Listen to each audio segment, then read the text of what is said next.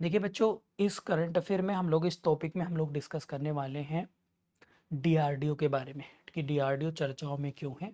ये बड़ा important topic हमारा आज की क्लास का रहने वाला है।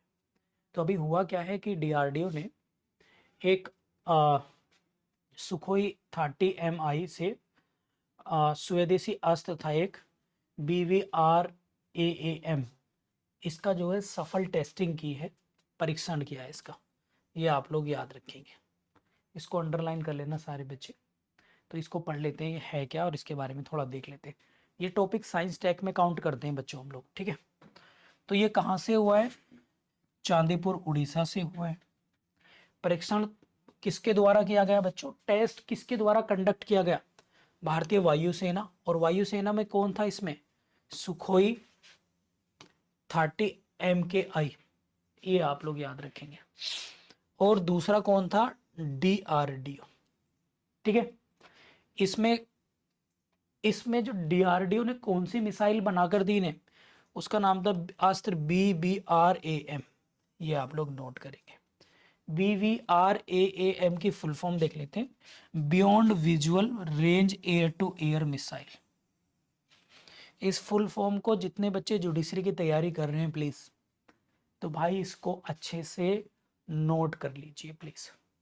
देखो बच्चों, मैं आप लोगों को एक बात बताऊं, आप में से बहुत बच्चे अभी नए होंगे जो LLB करके आए हैं, या बहुत बच्चे ऐसे होंगे जो कई सालों से लगे हैं, कई बार मेंस दे चुके हैं, इंटरव्यू दे चुके हैं। आप में से बहुत बच्चे मास्टर्स कर रहे होंगे, कुछ PhD कर रहे होंगे, कुछ लोग LLB के बाद हो सकता है प्राइवेट में या कुछ और कोर्सेज में इन्वॉल्व हैं। लेकिन आपका मोटिव, अगर आपने टारगेट फॉर IQ ज्वाइन किया तो इससे पता चलता है कि आप जुडिशरी के लिए काफ़ी पजेसिव हैं, जुडिशरी निकालना चाहते हैं। लेकिन हमारे सामने एक विषय ये है कि जुडिशरी निकालने के लिए पढ़ने से पहले हमें ये देखना होगा कि क्या पढ़ना है, कैसे पढ़ना है, क्या नहीं पढ़ना है, किन किन बातों को हमें ध्यान रखना है। जैसे बच्चों, उत्तर प्रदेश और बिहार, यहाँ पर देखें तो मेंस में लगभग 10 नंबर की फुल फॉर्म्स जिसे एब्रीविएशंस बोलते हैं वो आती है। और 10 नंबर का मीनिंग आप में से शायद इस वीडियो को कोई देख रहा हो या आप लोग लेक्चर ले रहे, तो जो 1-2 नंबर से जिसका जज बनने का सपना टूटा होगा उसको पता होगा इस चीज़ के बारे में। तो इसलिए मैं हमेशा जब क्लासेस लेता हूँ, आप लोगों ने हमेशा नोटिस किया होगा ये, जब भी मेरे लाइव बैचेस होते हैं सभी में, चाहे मैं कोई सा भी सब्जेक्ट पढ़ाता हूँ, तो मैं ये बता देता हूँ स्पेसिफिकली कि भाई ये टॉपिक ऐसे आता है, ये प्री में ऐसे आता है, ये मेंस में ऐसे आता है। उसके पीछे का कारण ये है कि मैंने खुद ऑब्जर्व किया जुडिशरी के बच्चों में, खुद मैंने एनालिसिस किया, रिसर्च की, देखा कि आप लोग GS को लेकर डरे हुए रहते हैं हमेशा। उसके पीछे कारण ये है, एक तो GS में इंटरेस्ट कम होना, दूसरा लॉ के सब्जेक्ट बहुत ज़्यादा होना। अगर आप में देखेंगे तो most of the students Delhi तैयारी करने गए हैं, इलाहाबाद तैयारी करने गए हैं, लखनऊ गए हैं, पटना गए हैं, भोपाल गए हैं, जयपुर गए हैं, जबलपुर गए हैं, जोधपुर गए हैं। कहीं भी बड़े शहर में गांव से निकल के बच्चा वहीं जाता है, तो वो लॉ की क्लासेस, जुडिशरी की क्लासेस ज्वाइन करने का उनका मतलब होता है लॉ की क्लास ज्वाइन करना। आप समझ रहे हो ना। ऑल दो वहाँ पे GS भी पढ़ाया जाता है, मैं किसी की बुराई नहीं करना चाहता हूँ, सब अपने अपने लेवल पर अच्छे हैं, लेकिन वो बच्चों को इस तरह से माहौल नहीं मिल पाता, ना वो खुद भी करना चाहते। दोनों चीज़ें हैं इसमें, एक किसी एक को दोष देना ठीक नहीं है।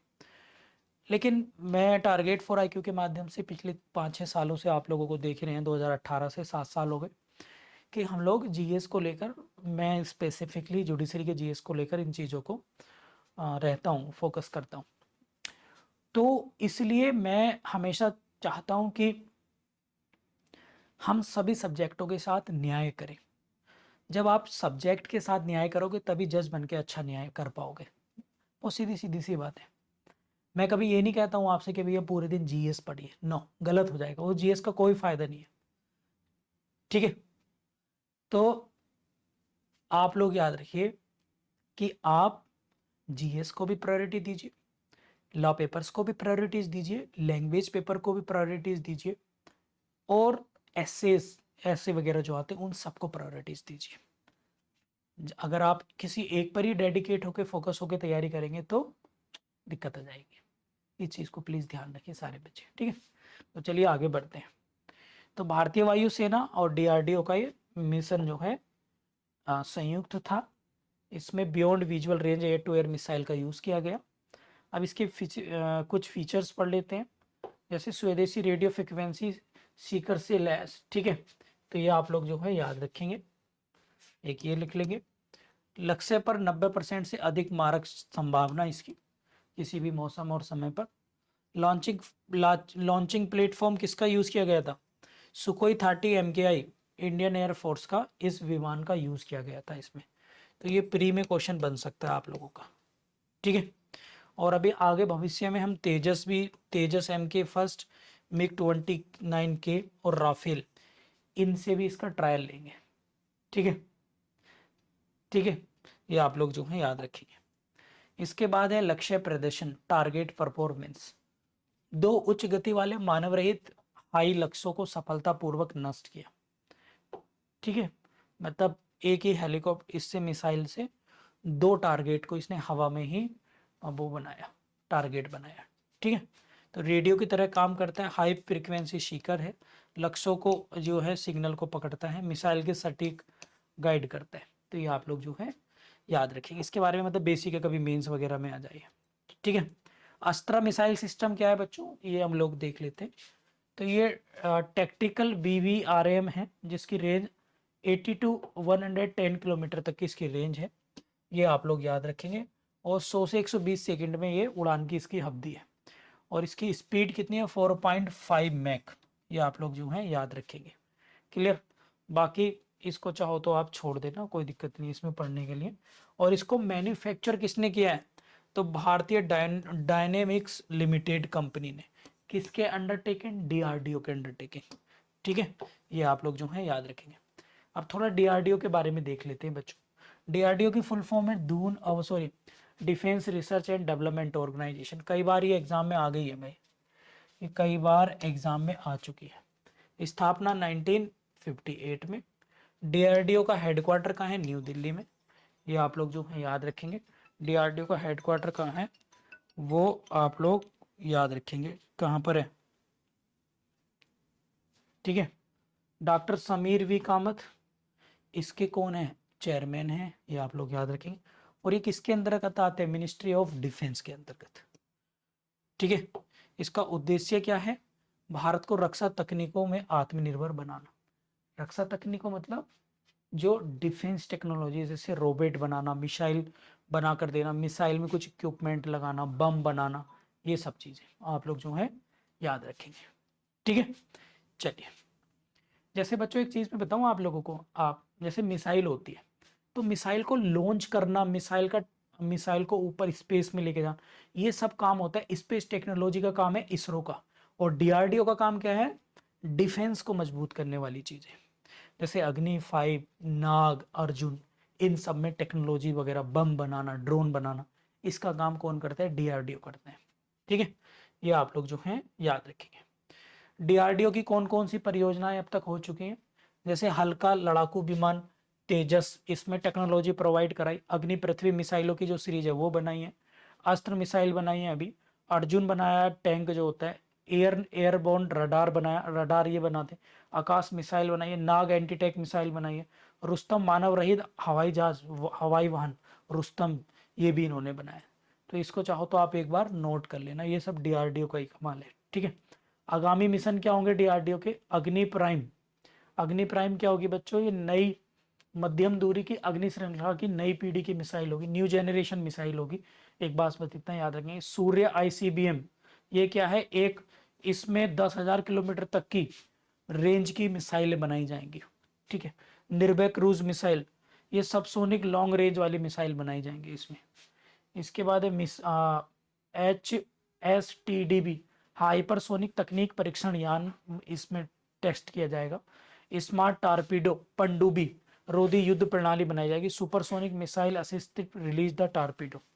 टापस, ये सब बच्चों अब अपकमिंग है, जो अपकमिंग जो DRDO प्रोग्राम कर रहे हैं, जो अभी ऑन द वर्किंग है, अभी रनिंग में है प्रोग्राम, ठीक है। इसरो के बारे में देख लेते हैं थोड़ा। इंडियन स्पेस रिसर्च ऑर्गेनाइजेशन 1969 में बना था। हेडक्वार्टर बेंगलुरु में है। और एस सोमनाथ तो अभी इसके नहीं है चेयरमैन, अभी कौन है इसरो को, नहीं डीआरडीओ के हैं समीर भी कामत तो भाई, इसरो के तो शायद चेंज हो गए भाई। वी नारायण है, यहाँ पे गलत लिख रहा है, एक बार इसको करेक्ट कर लेना, वी नारायण, ठीक है।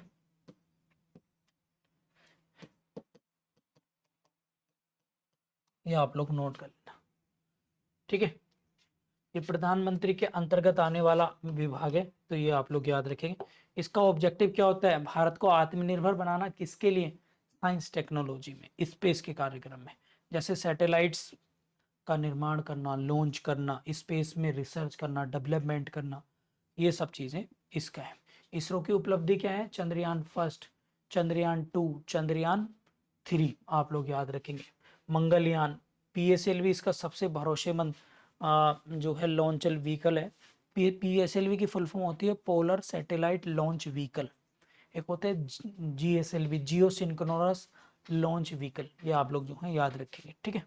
कई कई बार मैं पढ़ा चुका हूँ ये। गगनयान फर्स्ट 2025 में अपकमिंग इनका, जो अभी लगा है, लिस्टेड हो रखा है। एक निसार है, जुलाई में है, अभी ये 26 जुलाई को आने वाली डेट में। तो इसमें इसरो और नासा का ज्वाइंट मिशन है, इसरो की अर्थ की सरफेस का इन्वेस्टिगेशन करने के लिए। गगनयान 2 2026 में, गगनयान 3 ये भी 2026 में, ये अभी अनअप्रूव्ड है, ठीक है, और अनक्रूव्ड जाएंगे, मतलब इसमें व्यक्ति नहीं जाएंगे। तो ये सारे के सारे एक बच्चों याद रखेंगे, गगनयान 4, गगनयान 4 2027 में याद रखेंगे आप लोग, ठीक है। तो ये थे कुछ आप लोगों के क्या नाम है इम्पोर्टेंट इसरो से रिलेटेड और डीआरडीओ से रिलेटेड कुछ करंट अफेयर।